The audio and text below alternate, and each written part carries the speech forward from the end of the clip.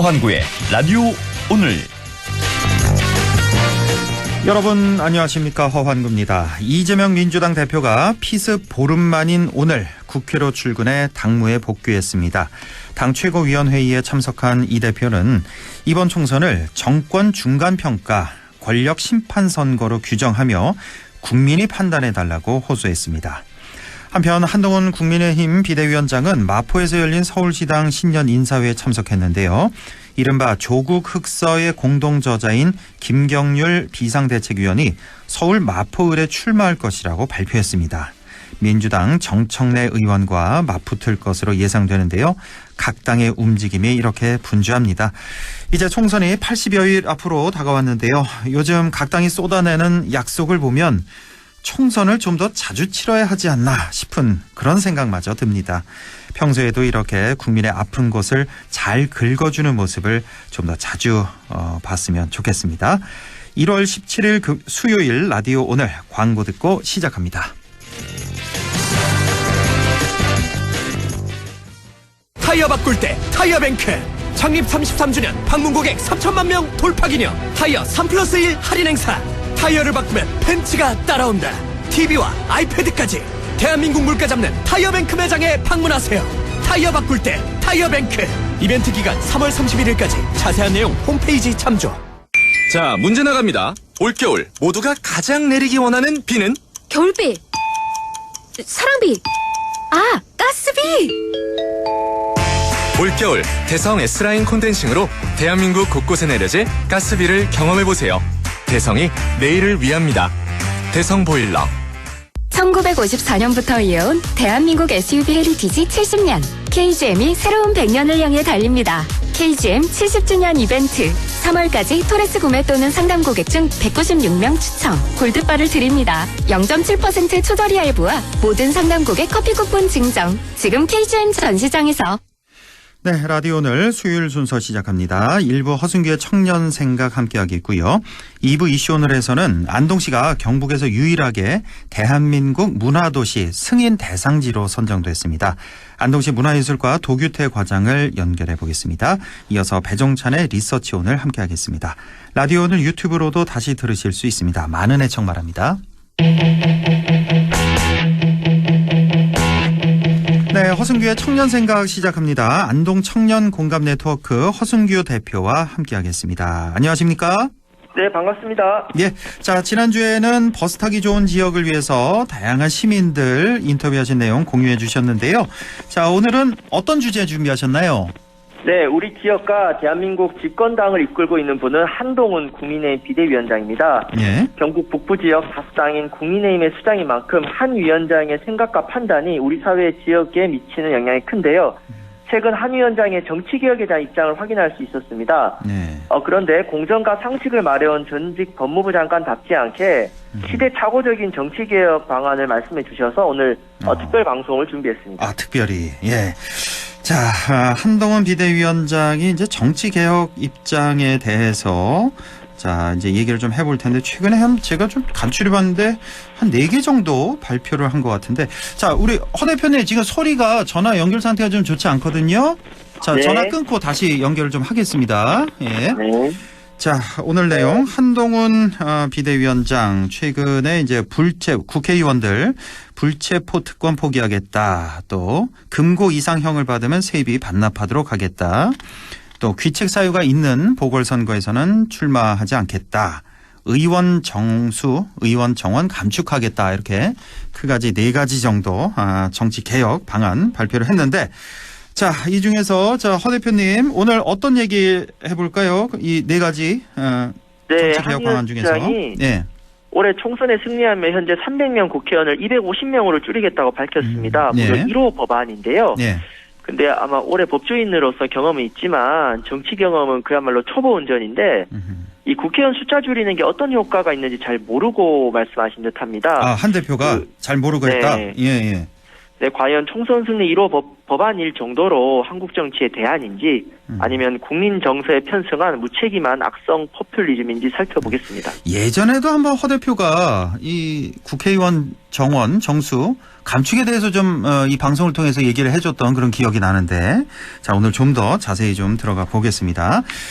자, 네. 시민들이 투표로 선출하는 국회의원 자, 숫자 줄이자는 거 이게 우리 국민들이 사실은 뭐 많이 지지합니다. 뭐 여론조사 결과에서도 알 수가 있는데 자, 그런데 총선을 앞두고 선거 전략 차원에서 강조한 게 아닐까 좀 현실성이 좀 많이 떨어지지 않나 뭐 이런 생각이 좀 드네요. 네, 말씀 주신 대로 많은 국민들이 의원 정수 축소하는 거 좋아합니다. 네. 국회의원과 지방의원들 하는 일도 없으니까 싸우기만 하고 세금만 축내니까 필요가 없다. 차라리 숫자를 줄이면 세금 낭비가 줄어드니 시민들에게 유리하다는 건데요. 네. 근데 이러한 의원 정수 축소로는 역사적 과학적 근거도 부족할 뿐더러 오히려 정치를 나쁘게 만들고 보통 시민들에게 해롭습니다. 아하. 만약에 한 위원장이 알고도 이런 이야기 했으면 너무 정치꾼스러운 주장을 하신 거고 모르고 했다면 좀 공부를 하셔야 될 것 같습니다. 아, 그렇습니까? 한 위원장이 알고도 했으면 이거 정치꾼이고 모르고 얘기했다면 정치 공부 더 해야 된다. 이렇게 아주 강하게 말씀을 해주셨는데 자, 많은 시민들이 사실 정치에 대한 분노 표출하면서 의원들 숫자 줄이자 이런 주장에 좀 공감하는데 많은 분들이 자, 그렇다면 어떤 문제점이 있어서 의원 정수 감축 어떤 문제점이 있어서 이렇게 허 대표가 반대하는 겁니까? 네, 먼저 숫자를 줄이면 의원 한 명의 기득권이 오히려 커집니다. 네. 국회가 지닌 권한이 100이라고 하면은 의원이 100이면 이제 1인당 1% 정도 권력이 있는데 네. 10명이면 1인당 10%입니다. 그렇죠. 그러니까 의원이 줄면 오히려 권한이 커지고요. 그런데 의원이 줄어도 대한민국 행정과 예산을 감시하는 국회의 권한은 그대로입니다. 그래서 의원 개인의 권한은 늘어날 뿐더러 그럼 누구한테 유리하냐 했을 때는 네. 현역 기득권 정치인들에게 더 유리합니다. 왜냐하면은 예. 신진 정치인들의 진입장벽이 높아지기 때문에. 그리고 더 나쁜 거는요. 이제 보통 시민들 삶에 유리하냐. 의원 숫자를 줄이면 의원 1인당 일반 시민 숫자가 늘어나지 않습니까? 즉 예. 시민 개개인이 국회의원 개인에게 미칠 수 있는 영향력 자체가 줄어들기 때문에 시민의 권리를 뺏어서 의원들의 기득권을 키워주는 예. 정치 개혁이라고 할 수 있습니다. 이렇게 몇 가지 이유를 들어주셨네요. 그러니까 의원 숫자를 줄이면 의원 한 명의 기득권이 그만큼 더 커지는 거다. 또 시민들이 국회의원 개개인에게 미칠 수 있는 영향은 줄어들고 의원 정수 그래서 이제 의원 정수 축소가 오히려 시민들에게는 안 좋은 결과를 가져온다. 현역 기득권 정치인들에게만 더 유리한 것이다. 이렇게 정리를 해주셨네요. 네, 근본적으로 시민의 대의기관이 입법부의 기능이 약해집니다. 그 현대 민주주의 핵심 과제가 재벌, 관료, 검찰, 군대, 사법부 등 선출되지 않은 권력을 시민들이 건강하게 견제할 수 있는 힘의 균형을 이루는 일인데 바로 그것을 선출 권력인 의회가 하는 겁니다.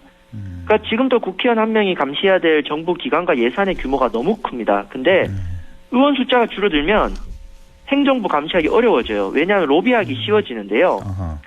현재 국회 상임위원회별로 의원들이 20명 정도 있는데 근데 이 법안들이 한 수만 개 다뤄야 되니까 그 소위원회라는 것을 둬요. 법안심사소위원회, 국토교통위원회 안에 소위원회가 있는데 소위원회가 한 6명 정도 돼요. 그러니까 한 2-3명 정도 로비하면 특정 집단에게 유리한 법률이 만들어질 수 있는데요. 의원이 더 줄어들면요. 로비하기 훨씬 쉬워지는 것이고 당연히 부패 가능성도 높아지게 되는 것입니다. 또 이런 단점까지 쭉 말씀을 해주셨네요. 그러니까 의원 숫자가 줄어들면 의원 1인당 권력은 더 커지게 되는 것이고 선출되지 않은 권력, 그러니까 행정부의 공무원 집단을 견제할 수 있는 그런 기능이 약해질 수밖에 없다. 이런 말씀 주셨는데 자, 그렇게 되면 또 보통 우리 시민들은 손해를 보는 것일 테고요. 그런데 많은 국민들은 의원들에게 들어가는 돈을 세금 낭비라고 생각하는 경향이 많습니다. 그러니까 의원 숫자를 줄이면 의원 한 명에게 들어가는 경비, 이 세금은 줄어들 수 있는 거 아닙니까? 네, 근데 이것도 따져보면요. 그 대한민국 1년 예산 올해 650조가 넘습니다. 예. 근데 국회의원 1인당 들어가는 직간접적 경비가 1년에 8억이에요, 8억. 아, 8억이에요? 그 네, 왜 근데 저 보좌진들 다 해서? 네, 다 치면 합해서? 8억인데 네. 일 잘하는 의원이 국정감사 잘해가지고 수십억짜리 낭비성 예산 잡아내면 남는 장사입니다. 그렇죠. 그리고 이제 경북 북부 같은 경우, 지역구 같은 경우 2개 이상 시군을 대표하는 의원이잖아요. 예. 그러면 안동, 예천 합치면은 20만 정도 되는 지역 대표하는 의원한테 네. 8억 들어가는 비용이 그렇게 비쌀까요? 근데 물론 국회의원 1인당 세비는 높아요. 네. 그래서 1인당 세비를 줄이고 그 돈만큼 숫자를 늘리면 시민들에게 남는 장사다라고 할 수 있습니다. 그러니까 1인당 세비 현재 뭐 연 한 8억 정도 들어가는데 그거를 줄이고 대신 그만큼 숫자를 오히려 늘리자. 국회의 기능을 좀 더 강화하자. 같은 돈으로. 예. 자, 이런 말씀이시고. 네. 우리나라 말고 좀 다른 나라 있잖아요. 뭐 선진국들 위주로 해서 좀 비교해 보면 좀 더 체감이 될 것 같은데 정치 선진국들은 지금 어떻습니까? 네, OECD 경제개발협력기구 34개국 평균 의원 1인당 인구수가 10만 명이에요. 10만 명인데 10만 명. 우리나라는 의원 1인당 17만 명 정도 됩니다. 34개국 중에 31위. 결코 아하. 의원 숫자 많지가 않습니다. 예. 그리고 대한민국 국회의원 정수는 1988년 당시에 적용된 숫자인데 그 당시에 4,200만인데 지금 인구가 900만이 늘었고 사회가 얼마나 많이 변했습니까? 그런데 예.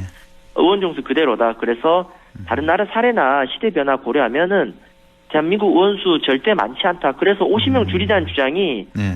시대착오적이라고 볼 수 있습니다. 오히려 50명을 늘리면 좀 적당하겠군요. 그러니까 보니까 4,200만에서 한 900만, 한 20% 정도 늘었으니까 한 5, 60명 네, 그렇죠. 늘리는 게 좀 네. 맞을 것 같습니다. 예. 우리가 OECD 34개국 가운데 31위로 의원 숫자가 그러니까 적은 거죠. 의원 숫자가. 네, 그렇습니다. 예, 훨씬 적다. 오히려 늘려야 된다라는 말씀이시고. 자, 의원 정수가 줄어들면 우리 경북 북부 지역에는 어떤 영향을 미칠까요? 네, 오늘 가장 중요한 대목인데요. 예. 그 지방 소멸과 인구 감소 시대 국회의원의 지역 대표성 점점 줄고 있습니다. 우리 지역에 불리합니다. 지금 4년마다 선거구 결정할 때 우리 지역 선거구 지키기에 얼마나 고군분투하고 있습니까? 뭐 예. 예천을 붙였다가 의성을 붙였다가 근데 예. 이 의원 정수를 늘려도 모자랄 판에 의원 정수 줄이면요 당연히 인구가 적은 우리 지역 국회의원 숫자 줄어들겠죠. 그렇죠. 네, 그래서 지방 소멸과 인구 감소 시대 경북 북부 입장에서는 의원 정수 축소 도움이 안 된다. 그래서 우리 지역 국민의힘 국회의원들이 좀 한동훈 위원장한테 쓴소리 해주셔야 우리 지역의 권리를 지킬 수 있을 것 같습니다. 그렇군요. 자, 이렇게 의원 정수 축소하는 것 문제점이 상당히 많은데 결국은 이제 많은 시민들의 공감을 좀 얻을 수 있어야 될 텐데 의원 정수 축소를 바라는 그런 시민들에게 어떤 말씀을 드릴 수 있을까요? 네, 과거 뉴질랜드에서 선거제도 개혁할 때 이런 구호가 있었습니다. 99명의 독재보다 120명의 민주주의가 낫다. 아하. 그러니까 현대 사회에서 시민들의 다양한 정치적 욕구를 반영하려면 예.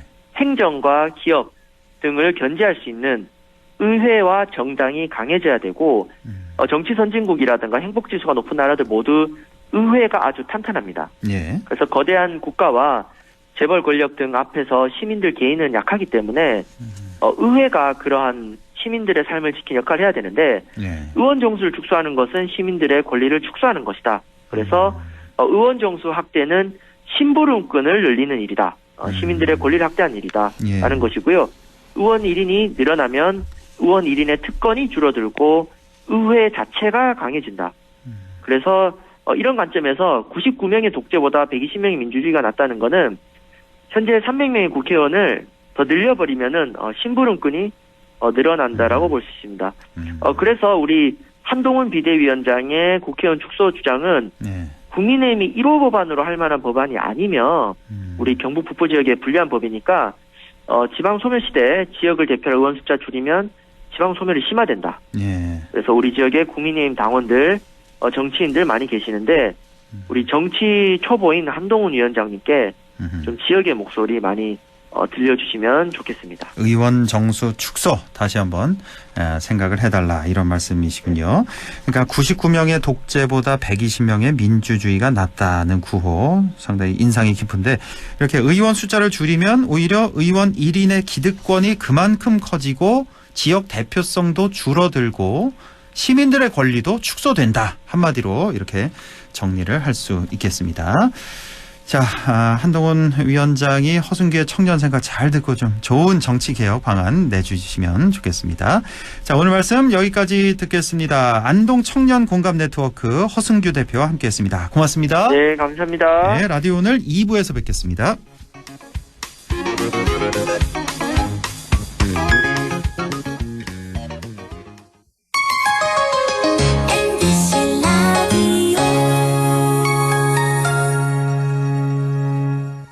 나에게 딱 맞는 대학, 나에게 꼭 맞춘 대학.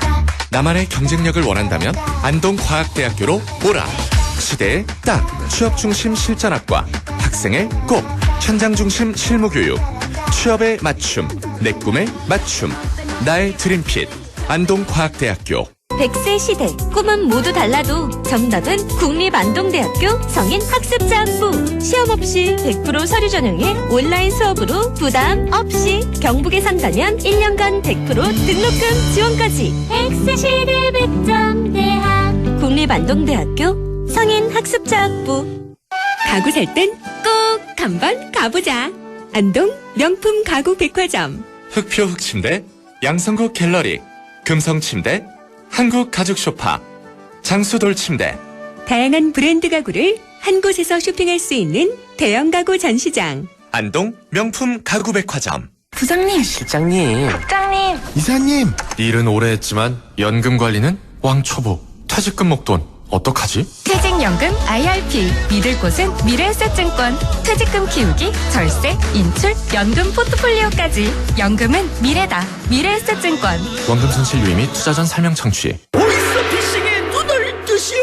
공약률을 대출해드릴 수 있을 것 같아요.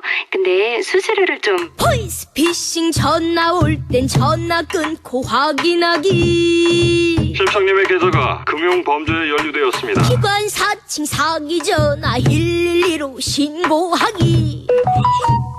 택배 주소 오류 사기, 인터넷 주소 클릭한대. 늘 의심하고 꼭 전화 끊고 또 확인하고. 보인다 보여. 수법이 보이는구나. 눈을 뜨면 예방책이 보입니다. 공익광고협의회. 함께해요. 좋은 세상. 당신의 좋은 친구 문화방송.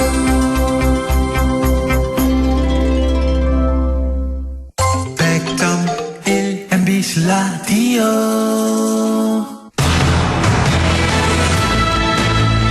네, 라디오 오늘 2부 이슈오늘 시작합니다. 안동시가 경북에서는 유일하게 문화체육관광부가 주관하는 대한민국 문화도시 승인 대상지로 선정됐습니다. 이번에 승인받은 곳이 7개 권역 총 13개 지자체인데요. 안동은 경북에서 이렇게 유일하게 선정이 됐습니다. 안동시 문화예술과 도규태 과장을 연결해서 알아보겠습니다. 도규태 과장님 안녕하십니까? 네, 안녕하십니까. 문화예술가 도기태입니다. 예. 자, 2024년 새해가 시작되자마자 안동시에 아주 반가운 소식이 들려왔네요. 대한민국 문화도시 조성 공모사업의 승인 대상지로 안동시가 선정이 된 건데요. 우선 선정 소감부터 좀 여쭤볼게요. 예. 대한민국 문화도시 승인을 위해 관심과 성원을 보내주시고 함께 해주신 시민 여러분께 감사를 드립니다. 네. 안동시는 이번 평가에서 한국의 유교 정신문화 등 전통문화 자원을 활용해 전 세계를 사로잡는 K전통문화도시라는 비전을 제시하와 함께 낙동강 문화벨트, 유교문화권 등 경북권 문화균형 발전을 선도할 수 있는 역량과 여건이 좋은 평가를 받았습니다. 네. 이는 대한민국 문화도시 조성을 위해 민간 모두가 힘을 합쳐 노력한 결과물이라 생각됩니다. 예. 자, 대한민국 문화도시라는 게 무엇인지 이것부터 좀 알고 가야 될 것 같은데요. 잘 모르는 분들을 위해서 설명을 좀 해주신다면요. 예, 문화도시는 지역이 보유하고 있는 고유한 문화자원을 종합적으로 활용하여 지역만의 특색 있는 문화를 창조하여 지역의 문화 창조력을 강화할 수 있도록 지역문화기능법에서 따라 문화체육부 장관이 지정하는 도시를 말하고 있습니다. 예. 문체부는 윤석열 정부 국정과제인 지역 중심 문화 균형 발전을 선도할 대한민국 문화도시 조성계획 승인 대상지로 안동시를 포함하여 13곳을 선정하였으며 예. 2025년부터 3년 동안 총 260억을 투입해 문화로 지역의 삶을 바꾸는 문화도시를 조성하는 정부의 정책 사업입니다. 아, 그렇군요. 문체부 장관이 지정하는 도시, 그러니까 그 지역만의 특색 있는 문화를 창조하겠다. 지역의 문화 창조력을 강화하겠다. 이런 사업이군요. 네, 자, 맞습니다. 이 법정 문화도시 지정 사업은 취소가 된 걸로 알고 있는데, 자, 이것하고요. 또 대한민국 문화도시하고 뭐 어떻게 다른 개념인가요? 네.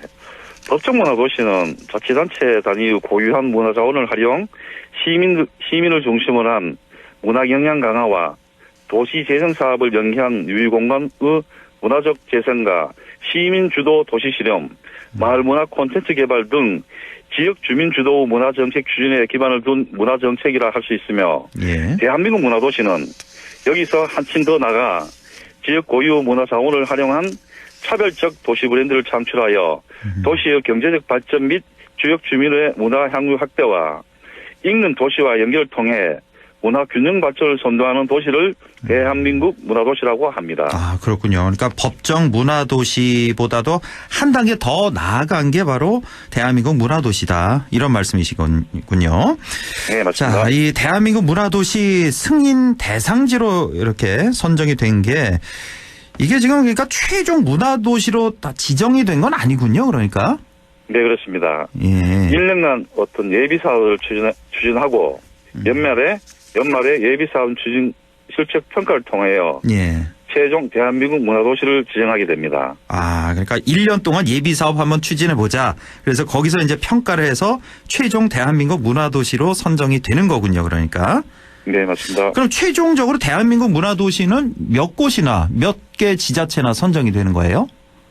지금은 13개 도시가 이제 승인지로 대상이 지정돼 있는데 예. 평가 결과에 따라 이제 그 평가가 예비 사업 추진 결과가 미비하면은 탈락할 수 있는 도시가 발생할 수 있습니다. 그러니까 13곳 예비로 지정된 13곳 모두 다 될 수도 있는 거고 또 심하게 말하면 한 곳만 될 수도 있는 거고 그렇죠? 평가 결과에 따라서. 네, 이렇게 그렇습니다. 달라지는 거군요. 예. 자, 이렇게 최종 지정이 되면 어떤 의의가 있을지, 그리고 또 어떤 혜택과 지원이 주어지는지 이것도 좀 궁금한데요. 네, 안동시는 지난 5년간 법정 문화도시 지정을 위해 지역 문화 자원을 활용하고 다양한 형태의 문화 프로그램을 추진하여 안동만의 도시 브랜드를 창출하였습니다. 예. 대한민국 문화도시로 최종 지정된다면 안동의 유교문화, 정신문화 가치를 인정받고 안동 문화의 가치와 의미를 전 세계적으로 확산할 수 있는 마중물이 될 것으로 믿고 있습니다. 예. 최종 대한민국 문화도시로 지정된다면 2025년부터 2027년까지 3년 동안 문체부 컨설팅을 통해 강력문화 선도도시로 예. 인제시군과 협업하여 사업을 추진하게 되며 3년간 최대 100억 원의 국비를 지원받게 됩니다. 그렇군요. 최종 대한민국 문화도시로 지정된다면 3년 동안 100억 원의 국비를 지원받는다. 굉장히 많은 돈이네요. 이 정도면은. 예. 자, 그러면 대한민국 문화도시로서의 안동시 비전하고 목표도 좀 세워두셨을 것 같은데요. 어떻습니까? 예. 네. 비전은 전 세계를 사로잡는 K전통 문화도시 안동입니다. 민간 거버넌스를 토대로 전통을 산업화하고 안동뿐만 아니라 경북 북부 문화로 균형 발전, 동반 선정을 이끌어가는 선도도시로서 K전통 관문도시로서 역할을 비전으로 제시한 것입니다. 예. 목표는 K전통을 지역 성장 동력으로 한 K전통 시너지 효과 극대화입니다.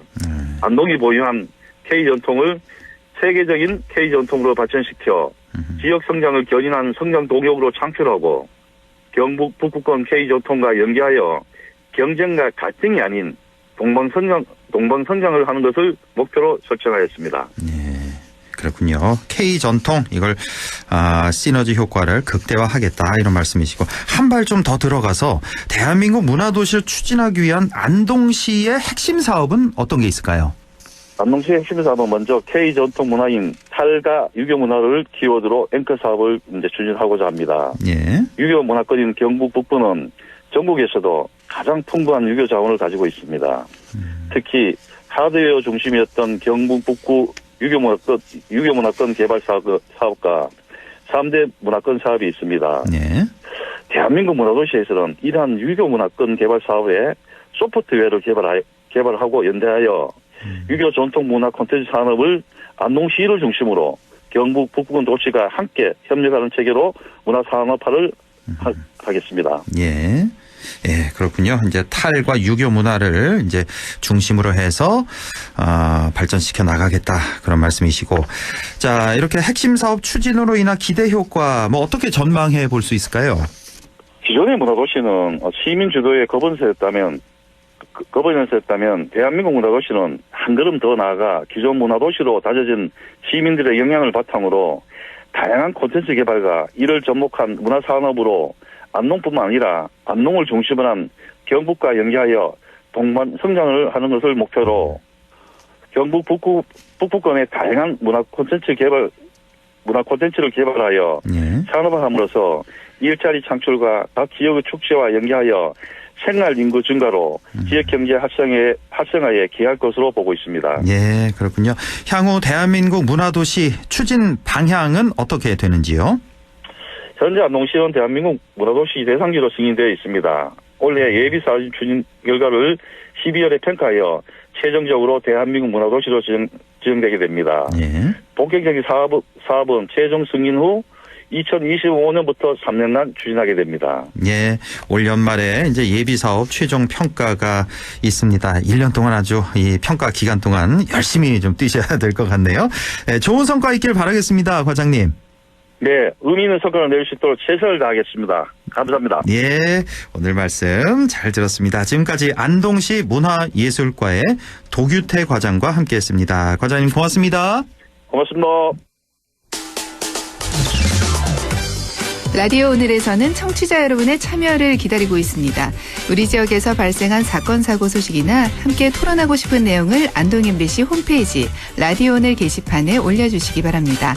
전화와 문자 참여도 하실 수 있습니다. 전화는 851국에 7191번, 문자는 샵 0913번으로 보내주시면 됩니다. 문자는 단문 50원, 장문 100원의 정보 이용료가 있습니다. 여러분의 많은 참여 바랍니다.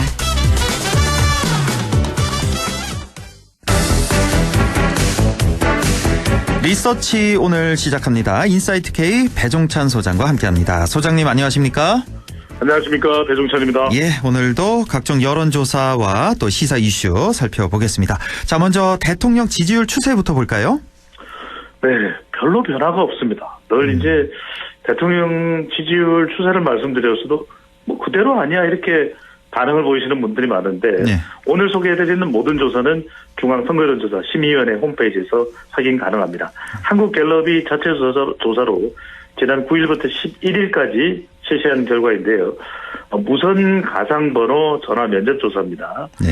윤석열 대통령 국정수행에 대해서 대통령으로서 잘하고 있는지 또는 잘못하고 있는지 물어봤는데요. 잘하고 있다는 긍정평가 33%. 네. 잘 못하고 있다는 부정평가는 59%입니다. 네. 근데 제가 왜 이런 말씀 드리냐면 8월 마지막 주에 실시했던 조사에서도 긍정평가는 지난해죠. 네. 33%.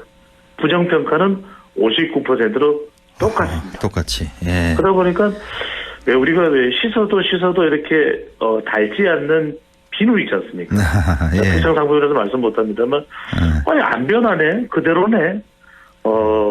다른 역대 대통령보다도 더 오랫동안 박스권이 지속되는 결과 현상으로 나타나고 있습니다. 그러네요. 뭐 이유, 뭐 분석 이런 거는 좀 다음 기회로 미루고 예. 정당 지지율 바로 이어서 좀 볼까요? 그렇습니다. 어느 정당을 지지하는지 물어봤는데 이것도 뭐 큰 변화가 없습니다. 국민의힘 36%, 더불어민주당 34%. 조금 눈여겨보셔야 될 부분은 이제 이 선거가 한 80여일 남았는데 역대 선거를 앞둔 시점하고 비교해 보면 무당층입니다. 네. 지지할 정당이 없다. 지지하는 정당이 없다는 응답청이 25%나 됩니다. 아, 그래요. 이게 연령대별로 보면 더 차이가 나는데 심지어는 만 18세 이상 20대는 거의 절반 가까이가 지지하는 정당이 없다는 무당층입니다. 그렇군요. 예, 얼마 전에 MBC에서 조사 결과도 나왔는데 무당층이 최근에 이제 신당이 릴레이였잖아요. 신당 창당이. 네. 무당층이 많이 줄어든 그런 결과도 나왔던데. 자, 한동훈 비대위원장과 이재명 민주당 대표를 포함한 차기 정치 지도자 조사가 있죠. 이것도 좀 소개해 주시죠. 예. 네, 이 조사가 일각에서는 이제 이번 총선의 프레임이 이제 윤석열 대통령 대 이재명 대표. 물론 정부를 평가하고 심판하는 성격 자체가 없어지지는 않습니다. 그것 자체는 없어지지는 않을 텐데 네. 아주 큰 변화 중에 하나가 이전에 다른 선거와 비교를 해보면 인물이 상당히 부각되는 선거가 되고 있다. 특히 이제 국민의힘 경우에는 한동훈 비대위원장 불과 얼마 전 한 달 전만 하더라도 법무부 장관이었어요. 네. 정치권에 몸담지 않았던 한동훈 비대위원장이 정치인이 돼서 전국적으로 순회 광폭 행보를 하고 있는 상황에서 차기 정치 지도자. 그래서 이 조사 결과를 보면은 일종의 이 한동훈 대 이재명 대 한동훈 프레임이 만들어지고 있다. 이런 분석이 나오는데 이번 조사에서는 이재명 대표가 차기 이 정치 지도자 선호도에서 23%, 한동훈 비대위원장이 22%로 큰 차이가 없는 비등비등한 말 그대로 쌍벽을 이루는 초박빙의 접전 양상으로 물론 이게 차기 정치 지도자이기는 하지만 사실상은 지금 현 시점에 어느 인물을 지지하느냐라는 성격이 상당히 강한 결과이기 때문에 그만큼 총선에 미치는 영향도 적지 않을 것으로 보이는데 그 다음으로는 이낙연, 홍준표, 이준석 자 신당을 지금 이끌고 있는 두 인물이죠. 이낙연, 이준석 각각 3%로 나타났고요. 안철수, 오세훈, 김동연 각 1%로 나타났습니다. 그렇군요. 한동훈 22, 이재명 23 이 정도 나타났고. 근데 여기서 주목해야 될 부분은 우리 안동의 MBC는 이제 주로 대구 경북을 커버하는 방송이기 때문에 이 한동훈 비대위원장이 얼마 전에 이제 1박 2일로 부산을 다녀가고 경남도 거쳤습니다. 또 이재명 대표는 피습하고 이제 당무 복귀를 했지만 또 피습을 당했던 지역이 부산입니다. 그러다 보니까 이제 부산에서 과연 두 인물의 경쟁력, 영향력이 어떤지 상당히 주목받을 수밖에 없는데 부산, 울산, 경남에서는 이재명 21%, 한동훈 33%로 나타났습니다. 이렇게 차이가 납니까? 그렇습니다. PK에서. 상당히 이 한동훈 비대위원장이 지금 현재로서는 본인의 개인기 상당히 주목을 받고 또 관심을 받고 있거든요. 기존에 윤석열 대통령 구도에서 한동훈 비대위원장 구도로 바뀌었기 때문에 최근에 부산을 방문하면서 일종의 상징적인 접근이죠. 1992 맨투맨 티셔츠를 입었다. 또 부산을 각각 방문하는 곳마다 저는 궁금해요. 고향이 몇 이제 개인가? 그 다음 지역에 어디 안동을 오면 또 안동에 대해서는 어떤 발언을 할까? 또 부산을 사랑한다고 했고 방문하는 지역마다 다 인연을 이야기하고 있거든요. 충청권을 가면은 또 충청도 사투리를 썼었는데 말이 빨라진 이유 그런 이유까지 밝히면서 이런 부분들이 화제가 되고 있습니다. 물론 정치 성향에 따라서 좋아하는 유권자 또 좋아하지 않는 유권자가 있겠지만 궁금해집니다. 각 지역 다니면서 이제 각각의 또 인연을 강조하는 그렇게 그거를 또 좋게 보는 면도 있고 또 그걸 또 비판하는 그런 시각도 있다는 거. 그 부산에서 한동훈 33, 이재명 21 차이가 꽤 벌어졌는데 이거 아무래도 그 얼마 전에 부산 의료 폄하 그 논란 그것도 좀 영향 끼친 거 아닐까요?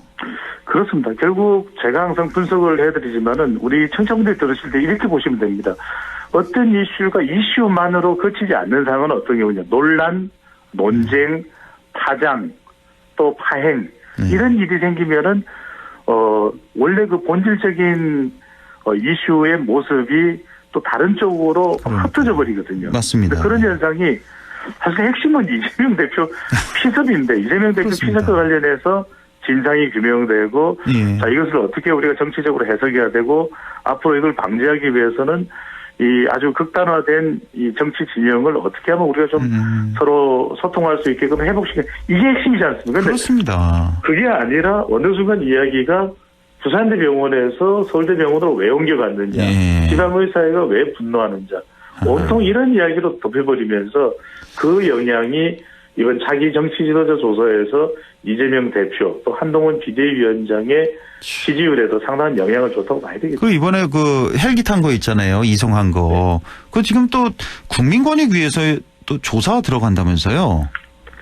근데 그렇습니다. 지금 바로 그 부분에 대해서도 이것도 조금 지금 고발이 이해하기가. 들어온 상태고 이제 국민권익위원회에서 근데 중요한 건 소방청이에요. 소방청에서는 또 관련해서 발표를 했습니다. 어떤 이송에 있어서 어떤 특혜나 정치적 고려가 없었다라고 이야기를 했거든요. 아, 공식적으로 발표를 했죠. 소방청에서. 발표를 했습니다. 소방청에서. 특혜는 네. 없었다. 네, 그런 이야기가 사실은 우리가 자꾸만 어떤 특정한 이야기를 듣고서 그것을 그대로 믿어버리는, 굳어져버리는 확정 편향인데 우리 이 안동 MBC 방송 들으시면 그런 부분들을 많이 극복할 수 있을 것으로 보입니다. 예. 자, 이번에 이제 한동훈 위원장 부울경 PK 방문했는데 부산 경남 방문했는데 울산만 쏙 뺐어요. 여기는 좀 뺄 곳이 아닌 것 같아요. 이거 뭐 김기현 전 대표 때문입니까? 이거 어떻게 봐야 돼요? 그렇다고 좀 봐야 되지 않겠습니까? 그래요? 물론 이제 모든 정치적 행동에는 보통은 이제 정치인들은 이제 정치인이 되면 손살을 쥐고 그건 아니다라고 이야기를 하지만 네. 그렇게 볼 수가 있죠. 또 하나는 이제 뭐 신년 인사회가 좀 통합돼서 모든 데를 사실 일정 내에 다 다닐 수는 없기 때문에 그 부분을 좀 이제 신년 인사회를 같이 공동으로 했다 이렇게 뭐 이야기를 하고 설명을 하는 경우들도 있습니다만 네. 방금 전에 후한고 앵커 말씀대로 왜 울산도 상당히 중요합니다. 그럼요. 인구 100만이 넘는 곳이고 예. 상당히 우리 실제 윤석열 대통령 같은 경우에는 울산을 가서 그 큰 자동차를 운반하는 선박 앞에서 정의선 현대자동차 회장과 또 경제 관련된 이야기를 나누는 그런 모습도 보이지 않았습니까? 예. 그렇다면 울산도 충분히 감직한데 가서야 됨직한데 그럼에도 불구하고 가지 않은 데는 물론 뭐 일정상의 이유도 있겠습니다만 정치적인 고려, 배려 또 감안한 그런 내용도 없지는 않다고 봐야겠죠. 그렇군요. 한동훈 위원장 얘기 나온 김에 아까 그 1992 티셔츠 얘기도 주셨고 사직구장 그 논란도 많이 됐잖아요. 이거 뭐 그렇게 중요한 것 같지는 않은데 이거 어떻게 보십니까? 굳이 이렇게까지 얘기를 지을 필요가 없는데 한동훈 위원장이 너무 얘기를 좀 짓는 거라고 보십니까? 뭐 어떻게 보셔야 돼요?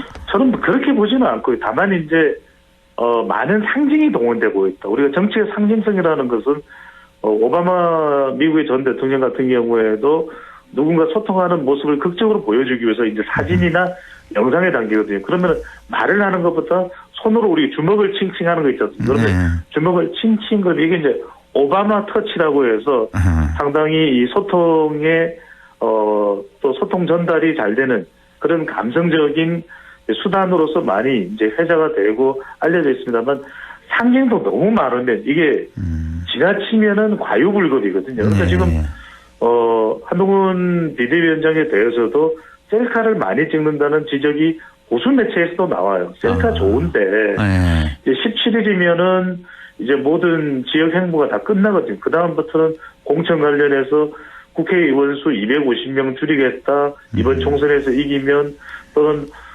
마포의 김경률 비대위원인 김경률 비대위원은 그러면 기존에 경선을 준비했던 사람은 어떻게 됩니까? 이게 적극적으로 상징적으로 할 수 있는 일이 있고 할 수 없는 일이 있거든요. 그러니까 가령 국회의원 수를 줄이는 것은 지난번에 김기현 전 대표도 30명 줄이겠다고 했다가 호되게 또 댄스를 맞았던 기억이 있기 때문에 바로 그 부분입니다. 그러니까 봉다리로 사직구장에서 응원을 했던 1992로 롯데자이언츠의 마지막 우승을 또 상징시켰던 간에 상징이 너무 많이 들어요. 그러니까 우리가 정치에서 메타포는 좋은 수단이긴 하지만 너무 많이 사용하게 되면 문제가 된다는 걸 프로파간다의 유명한 저자인 에드워드 버네이스도 그런 이야기를 하거든요. 그러니까 모든 건 화한코 앵커가 알고 또 우리 서해 유성룡 우리 현인이시죠.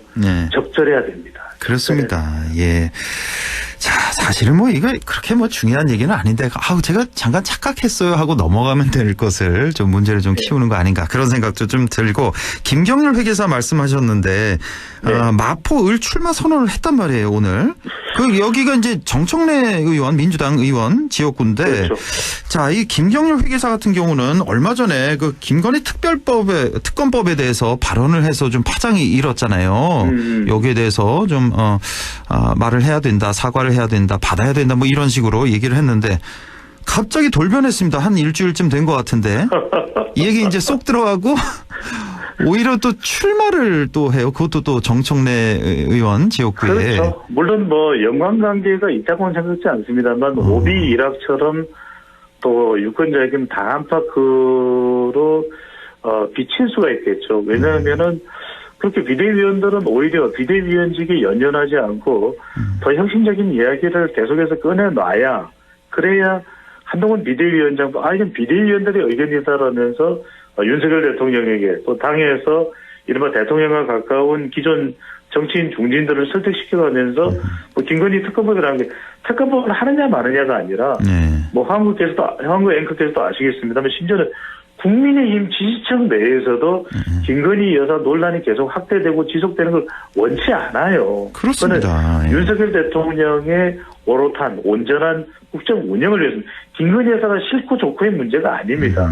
그런 걸 문제 해결을 위해서 한동훈 비대위원장이 기존의 국민의힘의 당의 또 환경과는 다르게 또 기존의 모습과는 다르게 뭔가 좀 새로운 대안을 내놓는 뭐 특검법을 또 적극적으로 받아들이나 말라의 문제가 아니고 더군다나 이태원 특별법은 어떻게 할 겁니까? 이태원 특별법은 김건희 여사와 관련 있는 것도 아니지 않습니까? 그 이태원 특별법도 이거 안 받을 것 같아요? 어떻게 봐야 돼요? 그러니까요. 계속해서 이태원 특별법을 안 받든 이게 문제가 아니라 그러면 지금 마르지 않는 유가족들의 눈물이라든지 이건 또 계속해서 논란이 될 수밖에 없습니다. 그러니까 그건 정치적 논란이야. 민주당이 자꾸만 유가족들을 이용해. 그렇게 생각할 수가 없는 게 실제 희생자 사망자가 있는 참사였지 않습니까? 그렇습니다. 그걸 어떻게 유가족들이 됐든 고인들의 눈물을 닦아줄 수 있는 그러면 한동훈식 처방이 뭐냐 이걸 묻고 있는 것이거든요. 자꾸만 이것을 정치적으로 해석을 해버리면 한도 끝도 없으면 뭐 해야 될 일이 없습니다. 그렇게 되면 과거는 정치야. 뭐 공방을 벌리는 거 아니야? 트집 잡는 거 아니야? 총선용 악법 아니야? 근데 이렇게 되면 중도층이나 무당층이나 또는 수도권이나 2030 MZ세대의 추가 유입이 안 되거든요. 한동훈 비대위원장의 개인 인기는 높은 상황이지만 방금 전에 말씀드렸던 대로 소개해드렸던 한국갤럽 조사에서 여전히 정부 견제, 총선 구도를 묻는 질문입니다. 정부 견제 야당 후보가 다수 당선이 돼야 된다가 51%, 현 정부를 지원하기 위해서 여당 후보가 다수 당선돼야 된다가 35%입니다. 차이가 많네요. 16%포인트.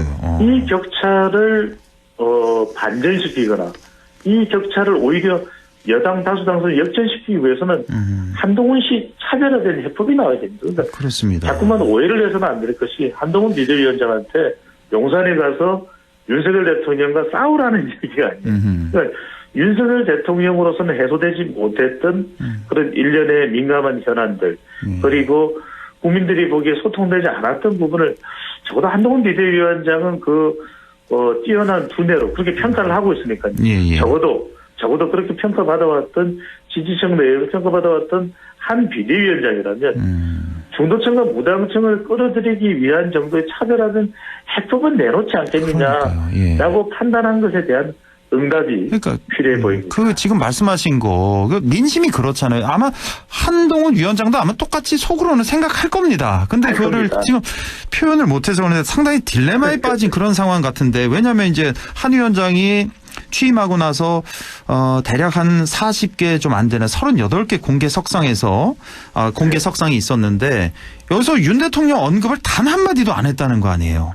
게다가 얼마 전에 또 김건희 여사 모녀 또 23억 수익을 봤다는 그런 검찰 조사 결과도 또 발표가 됐고 명품백 수수 문제도 있고 김건희 특검법 문제도 있고 이거를 정말 이 국민의힘이나 한동훈 위원장 입장에서 생각하면 이걸 어떻게 넘어가야 될지. 그러니까 우리가 시간이 많지 않으니까 짧게 뭐 한 1분 정도 남은 것 같은데 그러니까 이제 성역이 존재해서는 안 되거든요. 왜냐하면 지지층들은 계속 결집할 수 있고 한동훈 개인에 대해서는 차기 대선 후보로 인식하고 환호가 쏟아질 수 있습니다만 중요한 건 총선 때는 유권자들은 대통령의 국정 운영에 대한 평가 또 한동훈 비대위원장이 얼마만큼이나 차별화되느냐 이 부분을 보는 것이거든요. 그러니까 그렇죠. 한동훈 비대위원장의 말에 환호하는 것도 효과적인 전략이기도 합니다. 하지만 아까도 말씀드렸던 보수 매체에서 자꾸 나오는 이야기는 셀카 이후에는 뭐를 할 거냐. 거기에 대한 응답이 나와야 되는 것인데 그래야만 중도나 무당을 끌어들여서 지금 당무 복귀한 민주당과 치열하게 경쟁할 수 있는 것이거든요. 예. 그리고 또 하나 위기로 접근될 수 있는 요인은 뭐냐면 개혁신당으로 간판을 내걸기 전만 하더라도 그러니까 대개 보름 전 또 3주 전만 하더라도 이준석 신당이 지지율이 그렇게 꽤 높게 안 나왔어요. 그런데 예. 최근에 발표되는 이준석 신당까지 포함한 조사 결과를 보면 제가 수치는 말씀 안 드립니다. 꽤 뭐 이렇게 지지율이 이 높은 편으로 나타나요. 추세를 말씀드리는 겁니다. 예, 절대 무시 못합니다. 수치가. 그러면 예. 그 위협적인 요인을 어떻게 할 거냐고요. 그러니까 그게 한동훈 비대위원장의 인기만으로 상쇄되는 부분은 아닙니다. 2030 MZ들이 주목도와 관심도에 반응을 했지만 또 어느 순간 우리의 이익을 챙겨주는 정치 세력이 그럼 국민의힘 한동훈 비대위원장이 맞는 거야? 아닌 거야? 맞는 거야? 이런 끊임없는 의문이 나올 수밖에 없기 때문에 예. 바로 정말 궁극적으로 유권자들이 유입돼야 되는 유권자들입니다. 그들이 원하는 바라는 질문에 응답하는 것이 중요해 보입니다. 예. 하나만 좀 짧게 여쭤볼게요. 그 왜 예. 바이든 날리면 MBC 정정 보도 판결 있었잖아요. 자, 여기서 지금 윤 대통령이 뭐라고 했는지 본인이 직접 해명이 없는데 그렇습니다. MBC가 뭐 어떤 식으로 정정 보도를 하라는 건지 이해가 안 가서 이걸 좀 비판하는 목소리가 많이 있는 것 같습니다. 왜냐하면 이제 전문 감정위원도 이거 감정 불가다라고 했단 말이에요. 예. 바이든이라고 했는지 날리면이라고 했는지. 그렇죠. 근데 예. 뭐가 정답인지 모르는 상태에서 어떻게 정정을 하라는 건가? 이건 어떻게 보셨어요? 이 판결은. 제가 짧게 말씀드리면 결과적으로는 계속해서 의문의 꼬리표가 달릴 수밖에 없는 것은 그걸 차별화해 줄 때 한동훈 비대위원장이 제대로 빛날 수 있는 것이죠. 자, 한동훈 비대위원장에 우리 기자가 질문을 합니다. 네. 바이든으로 들으셨어요? 날리면서 들으셨어요? 정말 한동훈 비대위원장이 그거는 정치적으로 본인이 감당해야 되는 질문으로 해석할 게 아니라 정말 양심으로 제가 한동훈 비대위원장이 들었던 그대로 답변할 수 있는지 여부가 문건이 됐습니다. 좀 어려워 보이는데 예, 오늘 말씀 여기까지 듣겠습니다. 인사이트 K 배종찬 소장과 함께했습니다. 고맙습니다. 감사합니다.